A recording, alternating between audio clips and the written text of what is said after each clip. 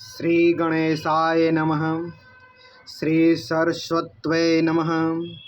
श्री मातृपितृचरणकमलभ्यो नमः। श्री सद्गुरुदेव चरणकमलभ्यो नमः।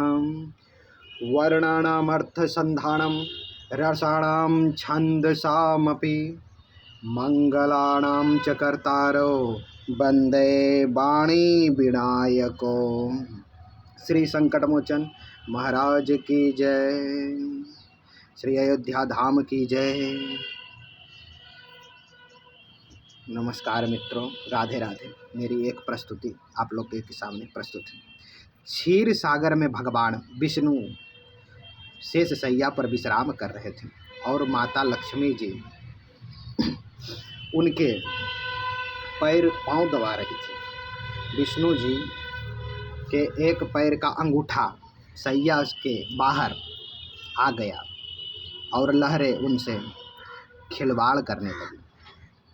क्षीर सागर के एक कश्यप ने इस दृश्य को देख रहे थे और मन में विचार किए करके कि मैं यदि भगवान के विष्णु के अंगूठे को अपने जिह्वा से स्पर्श कर लूं तो मेरा मोक्ष हो जाएगा। यह सोचकर वह कश्यप उनकी ओर बढ़ा। उसे भगवान विष्णु की ओर आते हुए शेषनाग जी ने देख लिया। तब वह कछुए को भागने के लिए जोर से फुकार मारे। फुकार सुनकर कश्यप जो थे भागकर छुप गए। कुछ समय पश्चात जब शेष जी का ध्यान हट गया तो उसने पुनः प्रयास किया। इस बार श्री लक्ष्मी माता ने की दृष्टि उस पर पड़ गई और उन्होंने उसे भगा दिया। इस प्रकार उस कश्यप ने अनेकादि प्रयास किए पर शेष नाग जी महाराज और लक्ष्मी महाराज इन माता के कारण उन्हें सफलता नहीं मिली। यहाँ तक कि सृष्टि की रचना हो गई और सतयुग बीत जाने के बाद त्रेता युग आ गया।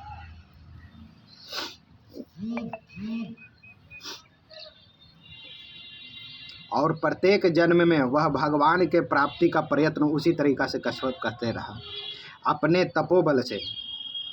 अब उसने दृष्टि दिव्यति प्राप्त कर लिया था। कश्यप ने कश्यप को पता चल गया त्रेता युग में भगवान वही क्षीर सागर में शयन करने वाले विष्णु भगवान राम का और वही शेषनाग लक्ष्मण का और वही लक्ष्मी देवी माता सीता के रूप में अवतरित होंगे और वनवास के समय उन्हें गंगा पार होने उतरने की आवश्यकता पड़ेगी। इसीलिए वह भी केवट राज निषाद बनकर आ गया। एक युग से भी अधिक काल तक तपस्या करने के कारण उसने भगवान के सारा मर्म जान लिए थे केवट ने। इसीलिए उसने राम जी से कहा था, मैं आपका मर्म जानता हूँ। संत तुलसीदास जी भी कहते हैं, इस तथ्य को जानते थे, इसलिए अपनी चौपाई में केवट के मुख से कहलवाए हैं कि कहीं तुम्हारी मरम मैं जानूँ। तुलसीदास जी कहवाए हैं इसे, कहीं तुम्हारी मरम मैं जानूँ।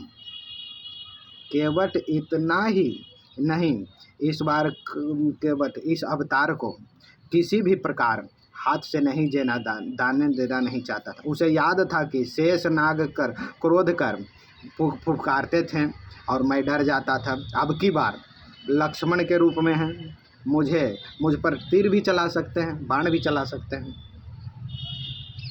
इसलिए विद्यमान श्री तुलसीदास जी लिखते हैं, हे नाथ, मैं चरण कमल धोकर आप लोगों को नाव पर चढ़ा लूँगा, मैं आपसे उतराई भी नहीं लूँगा चाहता हूँ। हे राम, मुझे अपनी दुहाई और दशरथ जी की सौगंध है, मैं आपसे बिल्कुल सच कह रहा हूँ। भले ही लक्ष्मण जी मुझे तीर मार दें, पर जब तक मैं आपके पैर को पखार नहीं लूँगा तब तक हे तुलसीदास तब हे कृपालु मैं पार नहीं करूँगा। मैं उतारूंगा नहीं। तुलसीदास जी आगे और लिखते हैं, केवट के प्रेम से लपेटे हुए अटपटे हुए वचन को सुनकर करुणा के धाम श्री करुणापुंज रामचंद्र जी जानकी और लक्ष्मण की ओर देखकर हंसे। वैसे वे उनसे पूछ रहे हैं, जैसे वे उनसे पूछ रहे हैं, कहो अब क्या करोगे। उस समय तो केवल अंगूठे को स्पर्श करना चाहता था और तुम लोग भगा देते थे, पर अब तो यह दोनों ही पैर मांग रहा। केवट बहुत चतुर था। उसने अपने साथ ही साथ अपने परिवार और पितरों को भी मोक्ष करवा दिया था। श्री तुलसीदास जी लिखते हैं,